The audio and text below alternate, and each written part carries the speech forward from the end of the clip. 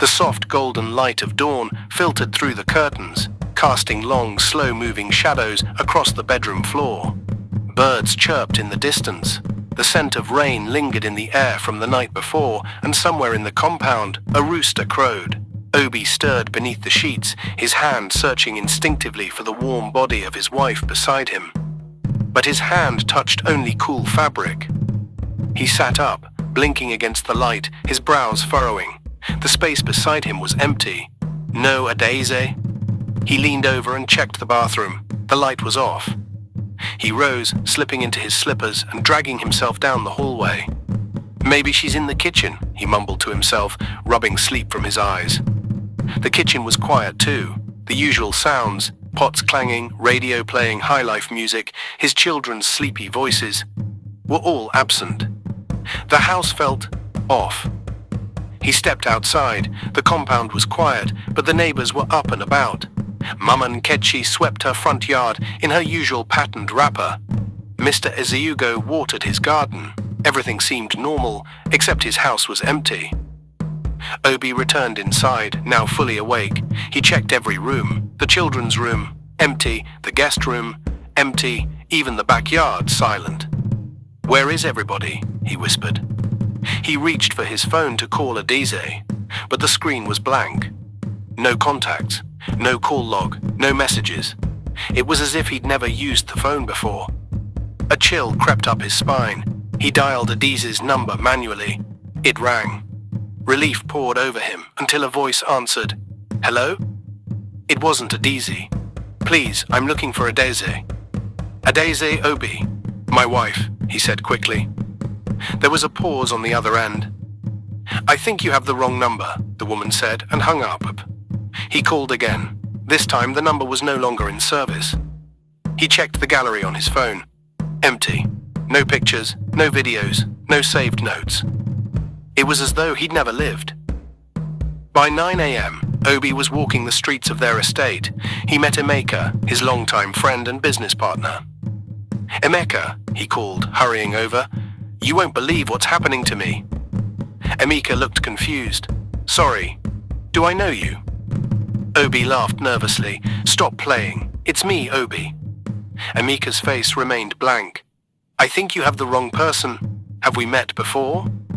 "Emeka, we started that printing business together. Your son's naming ceremony. I was your best man at your wedding." Emeka frowned. "Look, sir, I don't know who you are. Please, excuse me." He walked away, shaking his head. Obi stood frozen, the weight of confusion crashing down on him. He ran to another friend's house. Chuka, same thing. Nobody recognized him. Not even the neighborhood security man he used to greet every morning. He returned home to find a woman standing at the gate. "Adeze," he called out, heart leaping. She turned. It was Adeze. But her eyes didn't light up. She didn't smile. She looked at him like he was a stranger. "Yes?" she asked. Obi rushed forward. "It's me, Obi, your husband." She stepped back cautiously. "Excuse me, I don't know you." Obi's heart shattered. "What are you talking about? We have 3 children, Amara, Ifeanyi, and little Ngozi. We've been married for 12 years. I think you're mistaking me for someone else," she said, her voice firm. "Please leave before I call the police." She stepped past him and walked into the house he had built with his bare hands. The door closed, locked. Obi stared at it for minutes before staggering backward, clutching his head. What was happening to him? The day spiraled into nightmare after nightmare. No bank account, no national ID record, no driver's license, no trace of his existence. He visited his office, the one he managed for over a decade. No one recognized him. Even the security guard called him stranger and asked him to leave. By sunset, Obi was sitting under the mango tree outside the neighborhood church. His body trembled, his mind raced. He couldn't even remember what his own voice sounded like anymore. He looked at his phone one last time, and for the first time all day, something appeared on the screen. A single message. No sender, just text. "You have 7 days." Obi stood at the threshold of his own home, heart pounding like a war drum. The house looked the same. The red bricks, the worn wooden door, the small garden Ada loved to tend. but it felt foreign, like a place out of a dream he couldn't fully remember. He stepped inside. Ada and the children sat in the living room, laughter spilling into the air as they watched a comedy show on the flickering TV. For a moment, Obi let himself believe everything would go back to normal. Maybe it was just a misunderstanding. Ada, he said, his voice trembling. She looked up, her smile faltering as her brow creased. Yes, can I help you? Obi's mouth went dry. Ada, it's me, Obi, your husband. The children stopped laughing. Silence thickened the air like smoke. Ada rose slowly. I don't know you, she said, taking a step back. You need to leave, or I'll call the police. Panic surged through him. How can you say that? We've been married for 10 years. That's Chica and Obi Jr. right there. Don't you remember anything? The girl, Chica, clung to her mother, frightened. The boy looked confused, on the verge of tears. Obi reached into his pocket, pulled out his wallet. His ID was gone. So were the photos. It was empty. Ada snatched the children and herded them toward the hallway. Leave now. This is your last warning. Obi backed out of the house, stumbling. The door slammed shut. He stood in the street, heart shattered. This wasn't a nightmare. It was something darker, more insidious. Obi wandered aimlessly. Every face he passed looked at him with distant politeness or suspicion. No one recognized him. Not the shopkeepers he'd bought groceries from every week. Not the barber who once told him long stories of his youth. Not his neighbors, who used to wave at him from their balconies. Even the street signs seemed to blur when he looked at them, like the world was slowly erasing him from its pages. He finally stopped at St. Michael's Catholic Church. Father Ikenna had known him since childhood. Surely here he'd find someone who remembered. The old priest was lighting candles when Obi entered. Father Ikenna, Obi called. The priest turned, squinting. Yes, my son. Obi walked closer. It's me, Obi Nwachukwu. You baptized me. You married me and Ada 10 years ago. You came to bless our home when Chica was born. The priest studied him. I'm sorry, but I don't know you. Obi felt his knees buckle. Check your registry. My name must be there. Our wedding, the baptism, all of it. They went to the office. Father Ikenna opened the thick, handwritten book. They flipped through pages. No Obi Nwachukwu. No Ada, no Chica or Obi Jr. Maybe it was another church, the priest suggested. No, Obi whispered. This can't be. It's like I've been erased. That night, Obi found shelter under the rusted awning of an abandoned shop. The streets buzzed with distant life, but he felt like a ghost. He closed his eyes and prayed. He didn't know to whom or what, God, his ancestors, anything that would listen. That's when he heard it. A voice, whispering from the shadows. You are forgotten, but not lost. Obi jerked up. Who's there? The whisper came again, carried by the wind. To be remembered, you must remember. To be seen, you must see what was hidden. Obi scrambled to his feet. Show yourself. Silence. But then something stirred at the edge of his memory. A dream, or was it a warning? A dark figure at a crossroads. A deal. A price. Suddenly, a name sprang into his mind. Mama Efe. The old seer who lived beyond the hills of Umuaka. People said she was mad, but others whispered she saw things the eyes could not. He had once gone to her years ago in secret. Now he remembered why. The next morning, Obi set out for Umuaka. The journey was long and the sun was merciless. But he walked with the determination of a man whose very soul was unraveling. As he climbed the last hill, he saw her hut, crooked, overgrown, yet still standing. He approached and knocked on the wooden frame. No answer. He pushed the door open. Inside it was dark. The air was thick with the scent of herbs and ash. Strange symbols were carved into the walls. Bones hung from the ceiling like wind chimes. Then a voice from the shadows. You've returned, forgotten one. Mama Efe. She looked older than he remembered, skin like tree bark, eyes clouded white. But she radiated power. You remember me? Obi asked. I remember all who carry the mark. Obi fell to his knees. Please, Mama, I don't know what's happening to me. My wife, my children, everyone, no one remembers me. Even my name is gone. She nodded slowly. Because you are cursed, Obi Nwachukwu, a curse born of a broken promise. Obi's head spun. What promise? I don't remember making any curse-bound promises. She held out her hand and he took it. Her grip was surprisingly strong. You will remember, she said, but beware, for memories are not always kind. And some truths come with teeth. She reached into a clay bowl and threw a handful of powder into the fire. The flames turned blue. Look and see what was forgotten. The flames danced. Obi stared into them. And then the visions came. A young Obi kneeling at the foot of a dark spirit in the forest. Blood on his hands, a whispered vow, a wish made under the new moon. The spirit smiling with hollow eyes. A promise. And now, the price. Obi gasped, recoiling. No, I never. You did, Mama Ife said softly. To gain something. Now the spirit has come to collect. It has taken your place in the world. It feeds on your life, your memories, your family's love. Obi clutched his head. How do I stop it? You must confront it, find it, but beware, its face will look like yours, and it knows everything you do. Obi's hands shook. Where do I find it? In the mirror world, she said, where shadows walk and the past never sleeps. She handed him a shard of obsidian. When the moon is highest, look into this. It will show you the door. That night, Obi sat alone under the full moon. He held the obsidian shard in trembling fingers. Let me be remembered, he whispered. He looked into it, and the world around him shattered. Obi stood frozen in the doorway of the shrine, his breath shallow, heart pounding like war drums. Before him the world shimmered unnaturally. A thick mist seeped from the stone floor, curling around his legs like grasping hands.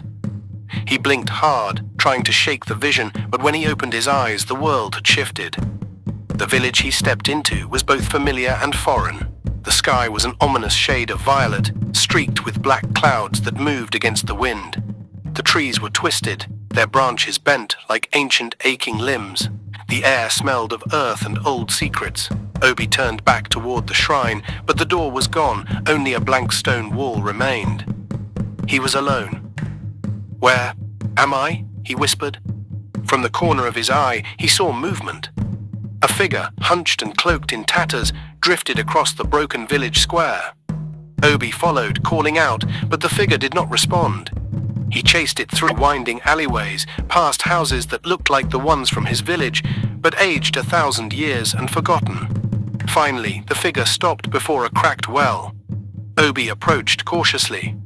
Please, he said, can you tell me what place this is?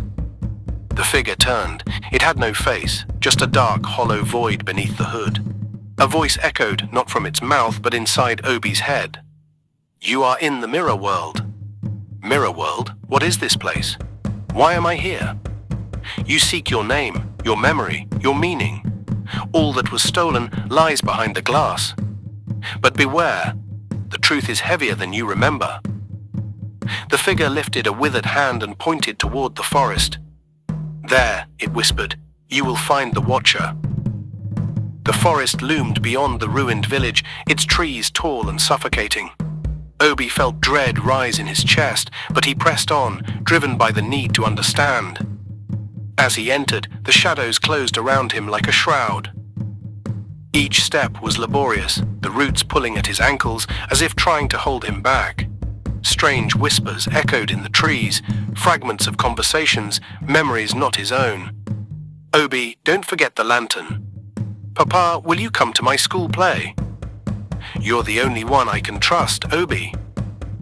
He stumbled forward, covering his ears, but the voices grew louder. They weren't just voices, they were pieces of his life, fractured and scattered. At the heart of the forest stood an ancient tree, gnarled and massive. Embedded in its trunk was a mirror, tall as a doorway. The surface rippled like water, but Obi could see his reflection, or something close. His eyes were darker, more tired, and behind him stood hundreds of blurred figures. Obi. A voice came from the mirror. A reflection stepped out. It was him, but not. This version of Obi looked worn, hollow, angry.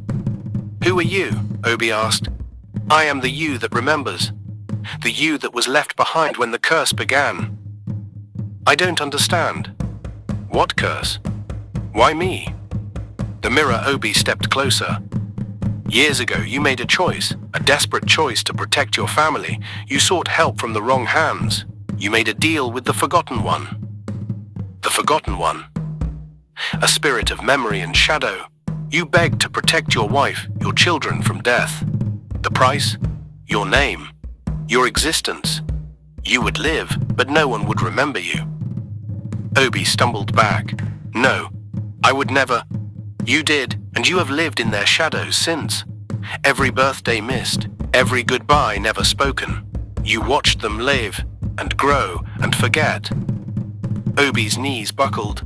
The weight of truth slammed into him like a wave. The vision returned, his wife coughing in a hospital bed, his children crying, the desperate plea he made beneath a blood-red moon. Then why am I remembering now? Because the veil is weakening. The spirit's power is not eternal. If you act now, you may reclaim what was lost, but at a cost. What cost? One memory must be traded for another. To be remembered again, you must give up something else, something you cherish.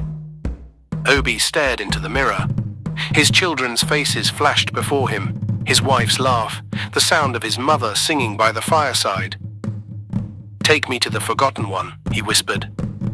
The mirror Obi nodded. The world swirled again, and Obi found himself standing in a vast chamber beneath the earth. At the center sat a figure cloaked in pure shadow, its eyes glowing like dying stars. All around it, memories floated, bubbles filled with scenes from countless lives. The Forgotten One spoke with a voice that bent time. You have returned, Obi. I remember now, everything. I want to be known again. To be seen. Then choose, mortal. Give me one truth, and I shall return your name. Obi's heart twisted. What could he part with? His firstborn's name, his wedding day, his late father's blessing. Tears streamed down his face as he whispered, Take the day I met my wife. The spirit reached out. One of the bubbles burst. A feeling slipped away, gentle as a breeze. He still remembered her, but not how they met. The Forgotten One rose. It is done. Obi fell to his knees. The chamber shook, the world tore open. And he awoke in his home. His children ran into the room. Papa.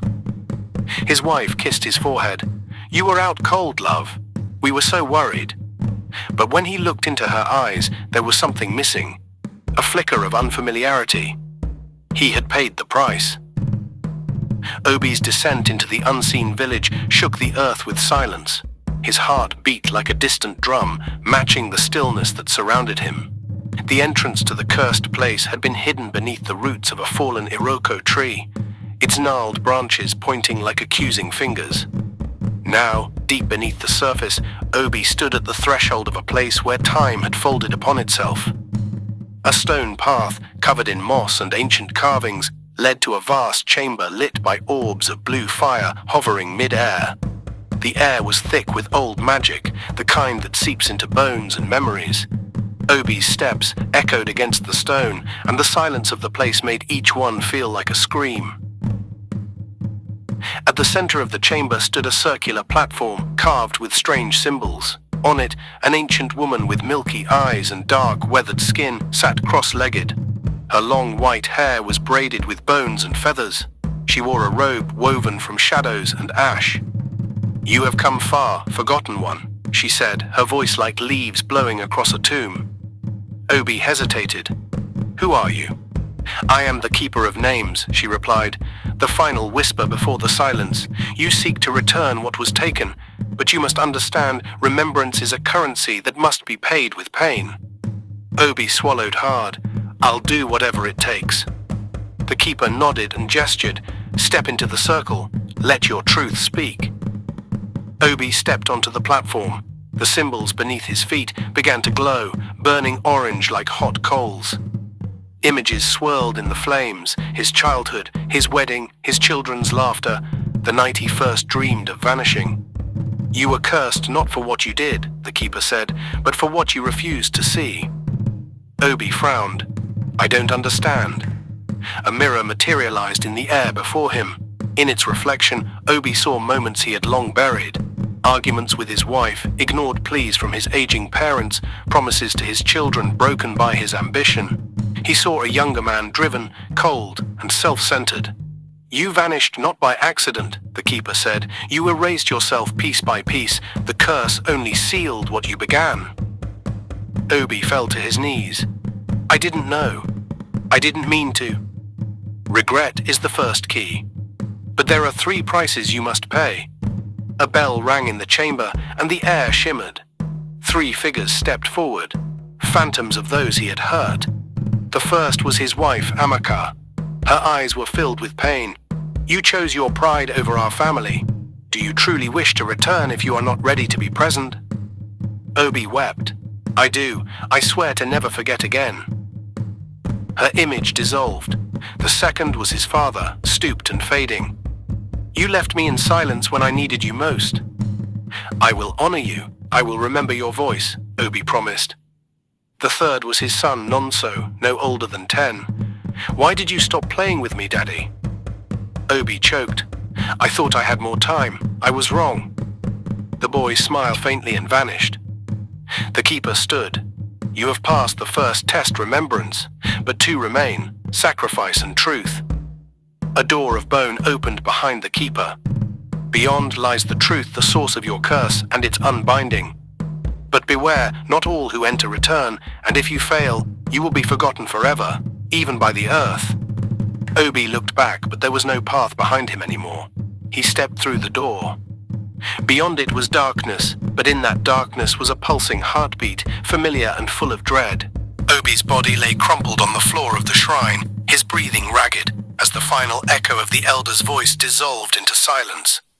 For a moment, the world was still. Then, like the sudden gust of a Harmattan wind, memories flooded back into his mind. Not his memories, others. His wife Amaka's laughter at his jokes, his children clinging to his legs, friends clapping him on the back, calling his name, scenes he never witnessed before, because they were not his memories, but the ones stolen from others. And just as suddenly, the world shifted again. Obi stood in his compound, his real one, his home. The compound had returned to its former state, weathered but familiar. Smoke curled from the kitchen hut. Birds called in the distance. The scent of yam porridge wafted through the air. Amaka stepped out of the house, humming. She wore the coral beads he gave her on their 10th anniversary. She saw him and paused. Her eyes scanned his face, uncertain. Who are you? She asked softly. Obi's heart dropped. It hadn't worked. But then her eyes filled with tears. Wait, Obi? He didn't answer. His arms opened and she ran into them. They embraced like the earth meeting the rain after drought, warm, real and trembling with relief. His children came rushing out, clinging to his legs, laughing, crying. Neighbors walked past, greeting him warmly. His name had returned to lips, to memory, to life. The curse had lifted. Or so he thought. Weeks passed, life resumed. The town celebrated Obi's return, though none could explain where he had gone. He told them he had traveled far for business, not ready to speak of the pain and emptiness he'd endured. But one night, sitting under the mango tree behind his house, Obi heard it again. A whisper, faint, slithering like smoke. Obi, you broke the circle, but did not pay the full price. He shot up, heart pounding. Who's there? He shouted. Silence. Then the flame in the lantern nearby flickered violently, dancing in patterns unnatural to the wind. A shape formed in the shadows, cloaked, watching. Obi grabbed a stick from the firewood stack and raised it. Come out, he barked. The shadow spoke. You were remembered because the elder bargained with time itself. But the cost has not yet been paid. Obi's skin prickled. I gave everything. I begged. I endured. Yes, but one thing was never offered. Your flame. Before Obi could respond, the shadow dissipated. He visited the shrine again, this time under full moonlight. The elder was waiting. I knew you'd return, he said quietly. The curse was older than your bloodline. I broke it, yes. But you must still seal the healing. What must I do? The elder handed him a carved gourd. There is a place beyond the river, a grove called erasure. There, light this gourd. If your flame is pure, the gods will accept your return. But if you still carry resentment... Obi swallowed. I understand. He left at dawn. The path to erasure was narrow and wild. Thorns tore his clothes. Strange birds cried overhead. By dusk, he reached the grove. Ancient trees towered above him. At the center, a stone altar waited, surrounded by 7 bowls of fire that refused to burn out. Obi placed the gourd on the altar, lit it. Flames rose, blue, then green, then white. Visions came in a flood, his past, the forgotten days, the agony of isolation, the temptation to give up, the bitterness he once nursed in secret, the hatred for those who forgot him, though it wasn't their fault. And then, his choice to love anyway. To fight to be remembered, not out of pride but for love. The flames turned gold. A voice spoke from the fire. You have chosen to forgive, therefore you shall remain. Suddenly, he felt warmth spread through his limbs. His breath steadied. His name, Obi, sounded in the wind like a blessing. The gourd burned into ash. The curse was finally over. Obi returned to Nkume, not as a forgotten man, but as one whose story would be told for generations. He rebuilt the community shrine with his own hands. He taught his children the importance of memory, love, and endurance.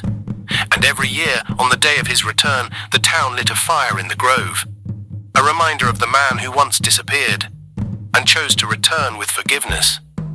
His name, Obi, meant heart in their tongue, and now it beat forever in the rhythm of his people.